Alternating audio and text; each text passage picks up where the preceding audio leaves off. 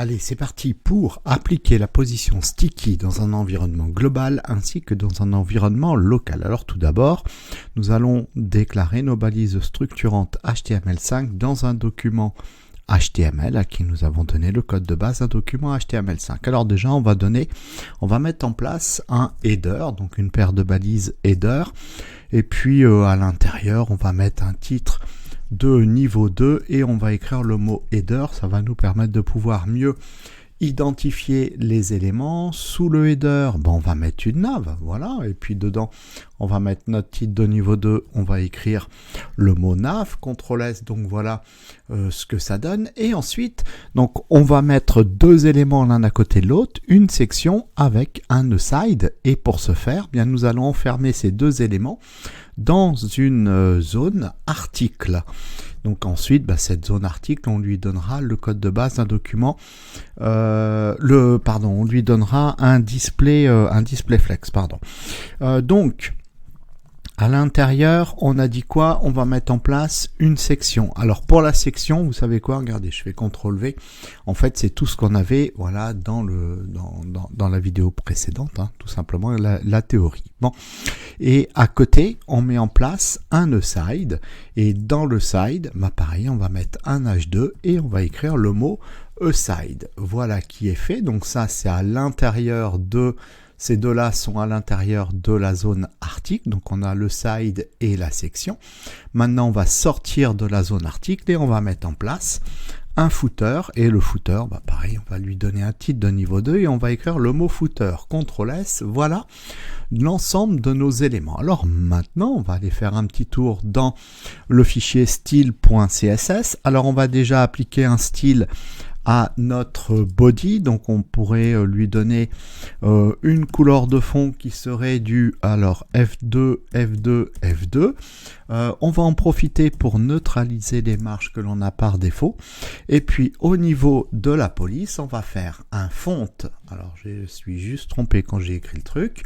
Font family et on va donner pour changer du Verdana, CTRL S, voilà qui est bon. Alors maintenant, on va s'occuper des différentes zones. Donc la première zone, c'est la zone header. Donc là, ici, on va aller chercher notre élément header. Et lui, histoire de le voir, on va lui donner une couleur de fond. Alors on va lui donner du 2C3E50, une couleur que j'utilise régulièrement. Donc voilà notre header et nous allons tout de suite lui imposer une hauteur, puisqu'en fait on met rien dedans, donc voilà, on va lui imposer une hauteur. On va passer maintenant à l'élément nav. Donc là ici on va chercher notre élément nav. Lui aussi nous allons lui donner une couleur de fond et on va dire pourquoi pas en noir, et on va lui donner une hauteur de 100 pixels, CTRL S. Voilà qui est bon. Alors ici on a un petit espace, mais ça sera dû même là-haut en fait au titre de niveau 2 qui sont à l'intérieur de nos différentes zones. Mais ce que l'on peut faire du coup, ce serait de dire que le header, ainsi que la nav, on en fait des conteneurs à qui on donne un display flex. Voilà, de cette façon, on va dire que horizontalement, donc justify content, ce sera centré, et verticalement, align items, ce sera centré. Comme ça, voilà, on ne sera plus du tout embêté avec les problèmes que pourraient nous causer les paddings ou les margines d'un titre de niveau 2. Bon, alors pendant qu'on y est, en même temps, on va peut-être donner aussi une couleur de fond, histoire qu'on voit un petit peu mieux, justement, ce que contient nos différentes zones. Et on va reprendre ça, par exemple, F2, F2, F2, ça sera très bien. Donc du coup, voilà, comme ça, on voit bien nos différents éléments. Tiens, on va aller s'occuper de notre footer qui est là aussi. Donc on va aller chercher notre élément footer. On va lui donner une couleur de fond, alors peut-être plus grisée, donc on va proposer du 7F8C8D, voilà. Et puis pareil, ce qu'on va faire, c'est qu'on va donner un display flex à l'élément footer pour centrer le titre de niveau 2 qui est à l'intérieur. Et d'ailleurs, pour ma démonstration, on va donner 700 px par exemple. Hop, CTRL S. Voilà, on va donner 700 px par exemple au footer. Bon, alors ensuite, ce qui va nous intéresser maintenant, ici on a deux zones. On a la section et on a le side qui doivent être l'un à côté de l'autre. Mais à ce moment-là, ce que l'on va faire, c'est qu'on va aller chercher l'élément parent de ces deux zones. Donc c'est l'article. Et l'article, eh ben quoi, on va lui dire display flex. Voilà. Et de cette façon, bien automatiquement, nos deux zones se retrouvent l'une à côté de l'autre. Alors on va aller tout de suite les manipuler. Donc là, ici, on va aller chercher la section, voilà. Et alors pour la section, on va dire quelle serait, alors hop, voilà. Pour la section, on va lui donner un background color, une couleur de fond. Alors ici, qu'est-ce qu'on va lui donner? Le BD C3 C7. Voilà, donc ce qui nous permet de mieux voir la section. On va aller sur le side, on va lui donner aussi une couleur de fond pour mieux l'apprécier. Donc là ici on va faire un background color. Pour la section, pour le side, pardon, on va lui donner du F1C40F. Voilà, donc là du coup ça nous permet de mieux apprécier les zones. Bon, et maintenant on va réduire un petit peu les largeurs et de la section et de le side, et puis on va travailler en pourcentage. Pour la section, on va dire qu'elle occupe 65% de l'espace qui lui est alloué, et pour la zone E-side, on va dire qu'elle va occuper 20% de l'espace qui lui est alloué. Donc voilà à quoi ça correspond. Et maintenant, justement, comme c'est enfermé dans la zone article, bien nous allons espacer donc nos différents éléments, où on va les placer suivant l'axe principal qui est l'axe des X avec la propriété justifie contente, et on va lui dire on va lui donner un space evenly, CTRL S, de cette façon. Voilà, tous les espaces, donc que ce soit à gauche ou à droite des éléments, et puis entre les éléments sont égaux. Bon, alors maintenant on va, tiens justement, la zone nav ici, on va lui donner une petite marge basse, margin bottom de 35 pixels, histoire de l'éloigner un petit peu de la zone article. Et puis on va en faire autant pour le footer, on va lui donner un margin top. Voilà, et puis on va l'éloigner lui aussi de 35 pixels de la zone article. Comme ça, elles sont complètement indépendantes. Ensuite, nous allons, tiens, le side, on va aussi lui donner, en faire un conteneur à qui on va donner le display flex. Alors ici, il faut que je revienne, voilà, ici, on va donner ces mêmes propriétés, voilà, à notre side. Et puis pour l'intérieur ici de la section, on va aller, alors je vais allez, on va aller chercher. Donc dans la section, on a un titre de niveau 1 ainsi qu'un titre de niveau 3. On va les centrer, on va faire un text line center. Bon voilà, c'est juste histoire que ça soit agréable. On va les faire un petit peu plus gros, on va faire un font size de 1.8 rem. Voilà, CTRL S. Voilà. Et puis ici, on va leur donner une couleur aussi. On va donner une couleur plutôt dans les rouges. Donc color. Alors pour la couleur, qu'est-ce qu'on va leur donner? Je propose du C039 de 4. CTRL S. Voilà qui est parfait. Puis ensuite, il ne nous reste plus que le paragraphe. Alors pareil, on peut dire que c'est le paragraphe qui est dans la section. On va chercher l'élément parent section, puis l'élément enfant paragraphe. On va justifier le paragraphe, donc text line, on va lui dire justifie, voilà, et puis de façon à pouvoir l'éloigner des bords. Alors soit on agit directement sur le padding de la section, soit on peut agir aussi sur le paragraphe, et je propose qu'on agisse sur le padding du paragraphe. On va lui dire 20 pixels, voilà, 20 pixels tout autour du paragraphe. Bien. encore une petite chose pour alors la section et le side.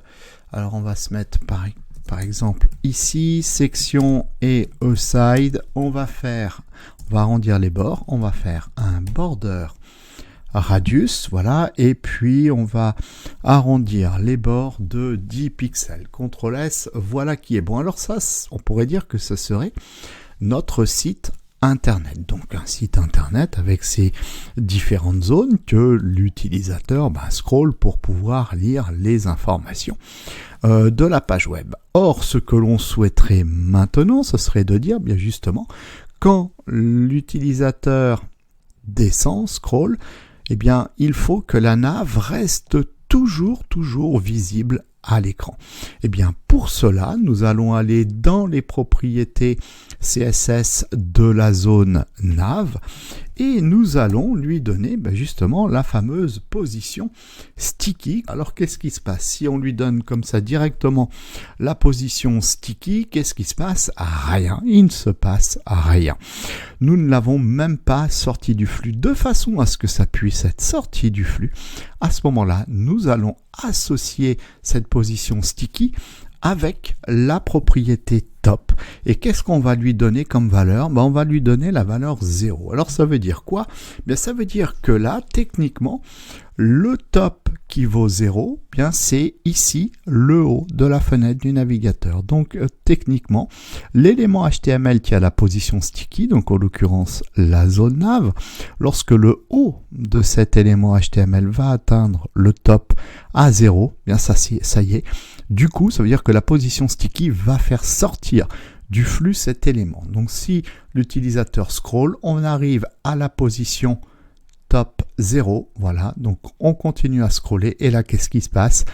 La zone nav est sortie du flux, donc elle reste bloquée, voilà, de façon à ce que elle puisse rester visible. Donc ça, c'est un comportement de la position sticky dans un environnement global. Maintenant, on a dit on va aussi appliquer dans un environnement local. Alors on va l'appliquer à le side. Alors pourquoi dans un environnement local? Bien tout simplement parce que notre side qui est ici, voilà, est enfermé dans l'élément parent article. Alors à ce moment-là, si nous donnons à le side lui aussi, alors il faut juste que je le retrouve, il est là, si on lui donne à lui aussi la position sticky, voilà, donc là on lui donne la position sticky, alors on comprend que si on ne fait que lui donner la position sticky, il va rien se passer de particulier, excepté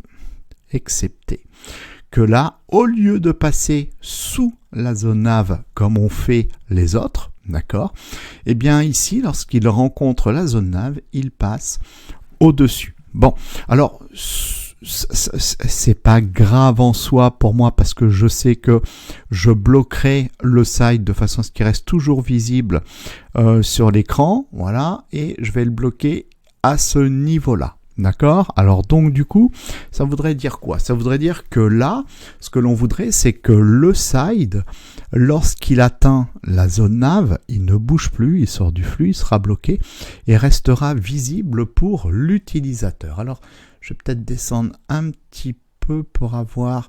oui, d'accord. Alors ce qu'on va faire également, parce que ça sera plus pratique pour moi, que j'ai pas fait, c'est qu'on va sûrement lui donner à le side une hauteur. Alors pour la hauteur, on va lui donner, je vais lui donner une hauteur de 200 px par exemple, même un petit peu plus, une hauteur de 300 px. Ce qui m'intéresse, c'est qu'il soit plus petit que cette zone ici, la section. Bon, donc ce que l'on veut, c'est que tac, voilà, quand le side touche la nav, on veut qu'il reste bloqué et visible à l'écran. Donc du coup, il va falloir aussi qu'on associe notre position sticky à la position top. Par contre, quelle valeur nous allons lui donner? Bien, si on le veut qu'elle reste coincée juste au contact de la zone nav, justement, on va regarder, la zone nav, elle a une hauteur de 100 px, et c'est parfait. Donc du coup, on va lui dire, lorsque tu seras à 100 pixels, et bien en fait d'où? Du bord haut, voilà, du bord haut ici de la fenêtre du navigateur, la position sticky se met en place. Alors qu'est-ce qui se passe? Regardez, ici, tac, voilà, la position sticky se met en place et là, le side, voilà, il est bloqué. Alors par contre, justement, là on est dans un environnement local, donc du coup ça veut dire quoi? Ça veut dire que lorsque le scroll va atteindre l'élément parent, le bas de l'élément parent, donc le bas de la zone article, il va entraîner avec lui le side. Alors le seul hic que l'on a, c'est que le side ne passe pas sous la nav, mais au-dessus de la nav. Alors comment est-ce qu'on peut se sortir de là? C'est assez simple, avec les Z-index. Donc à ce moment-là, on va aller chercher notre élément nav, voilà, et puis on va lui donner un Z-index plus fort, hein, voilà, et on va lui dire, ils sont tous par défaut, c'est la valeur 0, d'accord? Donc là, on va dire par exemple 100. Voilà, peu importe, même 1, c'était bon. Et donc, du coup, ça veut dire quoi? Ça veut dire que là, voilà, ici, hop, quand on va arriver, voilà, le side se retrouve sous la zone nav, puisque la zone nav a un empilement supérieur. Donc, voilà un exemple concret de l'utilisation de la position sticky en environnement global avec la zone nav et en environnement local avec la zone E-side.